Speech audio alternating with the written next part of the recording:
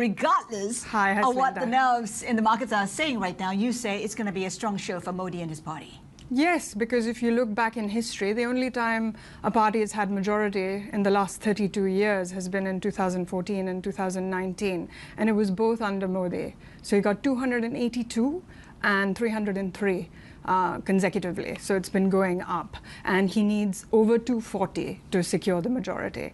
And I believe that voter sentiment is such that he's popular, he's viewed as pro-business, he's viewed as helping the economy. So I do believe that he's going to secure a victory higher than the last election, which was in 2019. What would be a third term mean for business? What would it mean for policies? What are you anticipating? More of the same. Continuity and stability are the themes which are going to be prevalent. So Modi has been pro-business, as we saw. The G20 summit in September 2023 was a huge success. He has had schemes like the production incentive scheme, which gives outside companies incentives to come and invest in India, in the manufacturing sector, the Make in India scheme, which has brought in companies like Samsung and Apple already.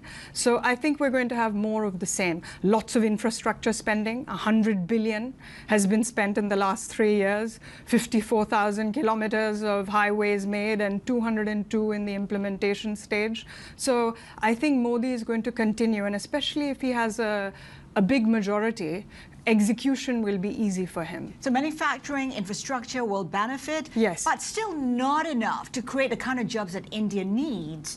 What will it take for that to happen? So I think that's a very good point that you're making, Haslinda. Of the 1 billion eligible people to work, only 100 million have formal employment. The rest have sort of partial employment, so that's a big issue. But I think as we invest more in infrastructure and in manufacturing, that will create jobs.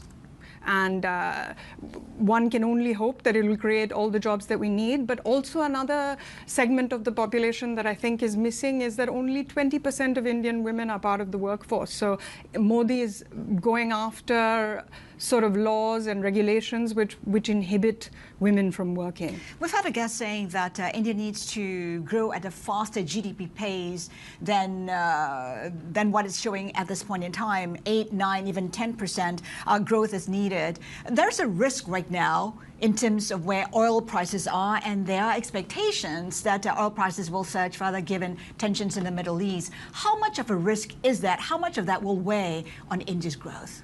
So I think the answer to that is twofold. First of all, India is the third largest country in terms of renewables today. So while we are a net importer of oil, we also are heavily investing into renewables. We're the fastest growing country in terms of using renewable energy and producing renewable energy, and 40% of our electricity comes from renewable energy sources. The second part of my answer is that India has sovereign contracts with Russia, with Saudi Arabia, with Iraq, which are long-term contracts, 3 to 5 years. So they will not be as affected by short-term volatility in oil prices and spikes. But you're right, the corporate sector will be affected, and that will need to be managed in terms of an oil price shock. What are you seeing in terms of what your clients want? Family offices, where is money headed into? What sectors are they interested in? What are they not? So I think the sectors that continue to be popular are tech. So AI, cybersecurity, they all continue to be very popular. Fintech, payment companies are very popular. I think the sectors which are not popular and where investors are not confident, at least in the private market space, private credit deals where they have to lend money to companies, because there you need to verify the collateral. There I find investors going in more in a fund structure where somebody else has sort of vetted the companies and done the first layer of due diligence. In terms of deals, are you seeing like family offices coming together for direct deals? Is that a trend that's picking up? Absolutely, because family offices tend to know each other. People with a certain amount of wealth know each other, they socialize together, and if you're coming into a deal and you share, somebody else comes in with you, that gives you an added layer of security, because each family office will do their own own due diligence, their own vetting. So if I come in and my friend comes in too, I have an added layer of security. So I'm definitely seeing that. You know, we're seeing club deals. So it's called the club deal phenomenon. In terms of entrepreneurs, why are they choosing family offices versus private equity? What are the advantages?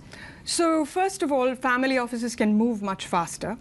Private equity and the larger institutions, it takes a longer time for money to move. Usually the decision maker in a family office decides and you can go right ahead. The other factor I would say, Haslinda, is that private equity need to return the money in 5 to 10 years, whereas family offices can keep the money in for as long as they want. So it's very attractive for entrepreneurs because of that.